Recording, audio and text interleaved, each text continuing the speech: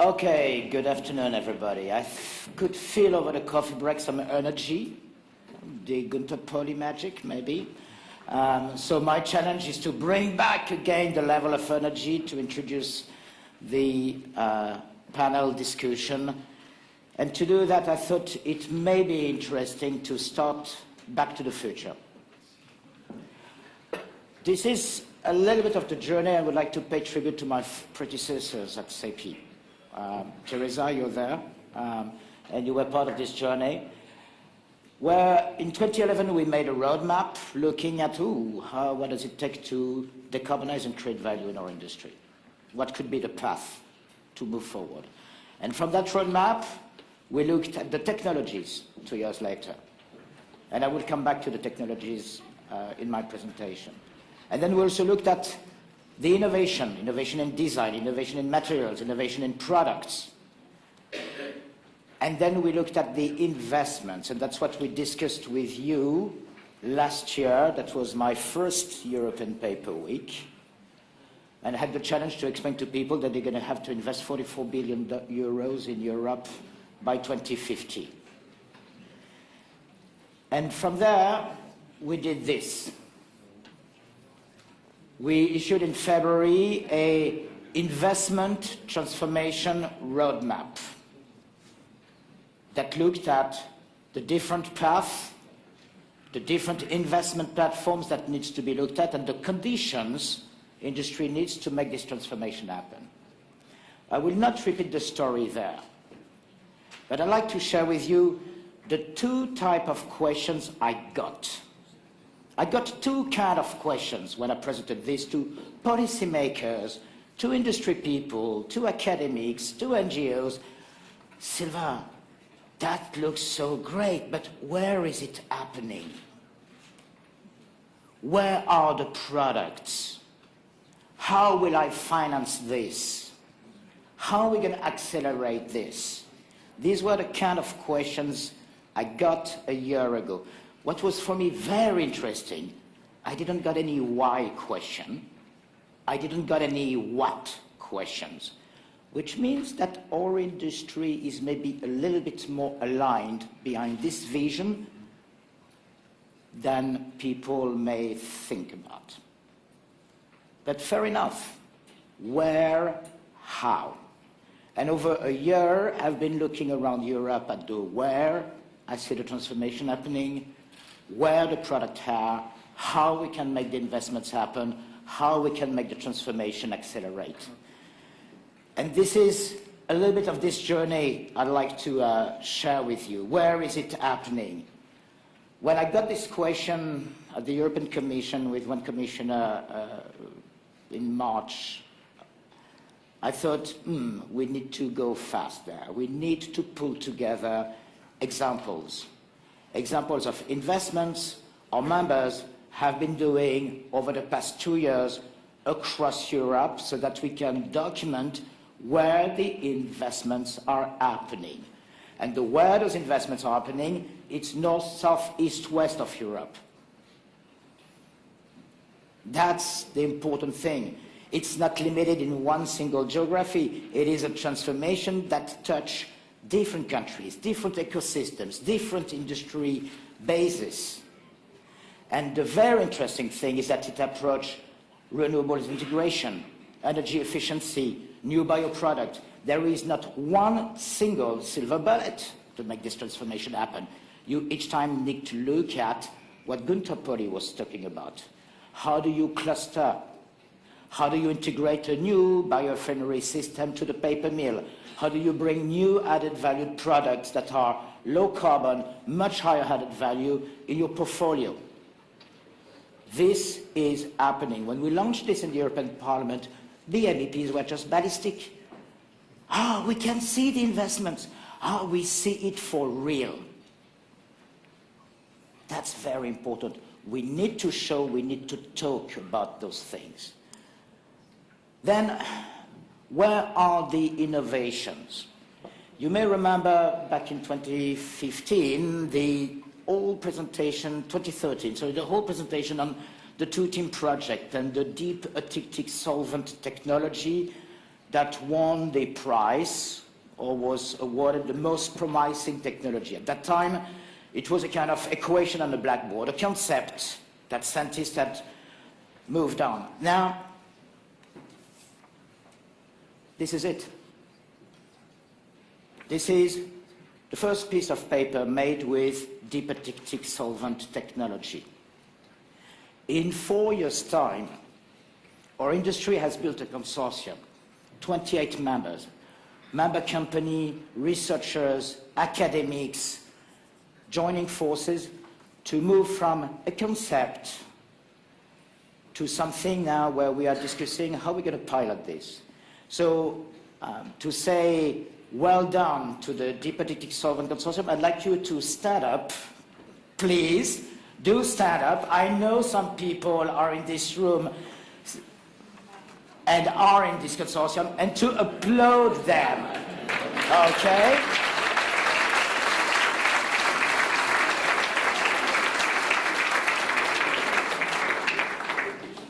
But innovations, it's also light bulbs or bottles. This is the things we bring also to the party, and we try to showcase and demonstrate it's the potential to radically change the way we think about our products. This is for sodas. This is for carbonated drinks. This is for beer. This is entirely biodegradable. This is entirely recyclable in the paper stream. This is truly revolutionary. So now the question is how we get this happening faster and how we make this transformation happen. This is the number one challenge, is how we will finance this transformation. Over the past 10 years, we were at 3.4 billion euros of investment annually, capex spent in the EU by industry. That's very low.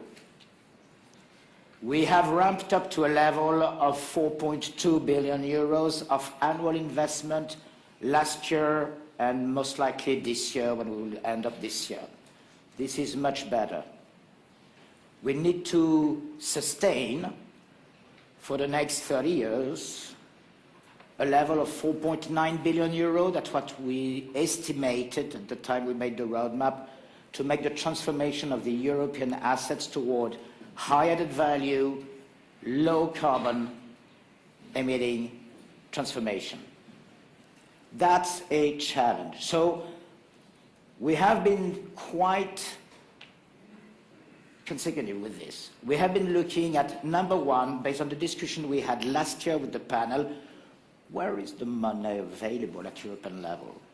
Now, I have people in these rooms that have been working on this for the past 3 months and realize, oh my God, there's so many funding platforms. It's unbelievable. We ended up with an 85 pages kind of booklet, one page after the other of funding opportunities from the lab to the plant.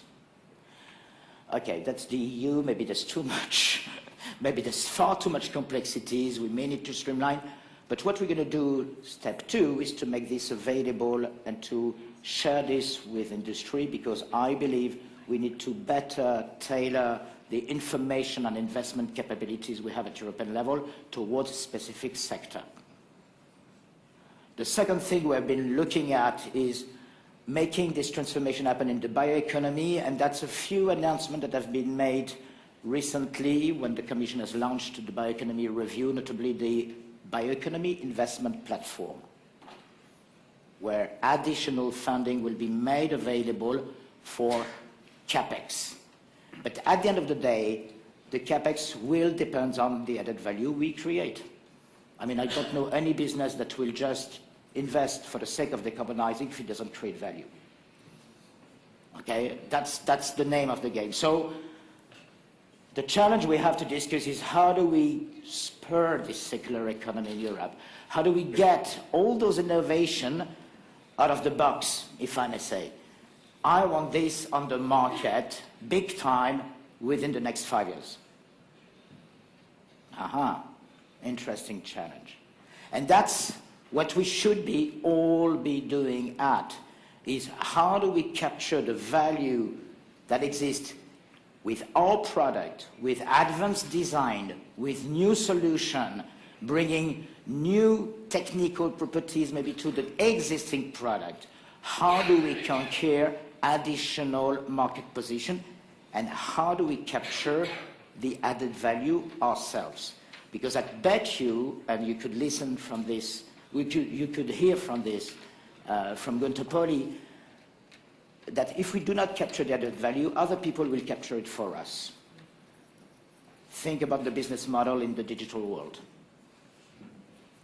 Just think about this. So that's a light bulb to bring ideas, to bring this on the market for us. Now, in this respect, I think we are at a crossroad. And when I say we, I think it's our industry, it's Europe, it's everybody. When I look at the challenges moving ahead, whether it is about transforming the energy platform we have in Europe, whether it is about how we are today not addressing climate change as a global threat, what it means for people also, this transformation and the technology revolution that is going on, we are truly at crossroads. When you are at crossroads, again, you need to know where you are heading. You need to know what's the north. And the comparison with sailing was pretty accurate. You may not go through a straight line. There will be roadblocks. There will be challenges. There will be great business periods and more difficult ones. But at least you have a compass. And that's what we are aiming at CEPI. It's to give you a little bit this compass. It's to sense the future. It may not be accurate, it may not be perfect, but we need to give you that directions. And if we manage to do this today, during the European Paper Week, I'll be more happy for you and for us, and for the team that has been working on this. Said that, I thank you very much, and now we will move on how we make this happen in Europe, for Europe. In practice, what do we miss to go from the lab to the market? And we will look at this from different angles. Thanks a lot for your time.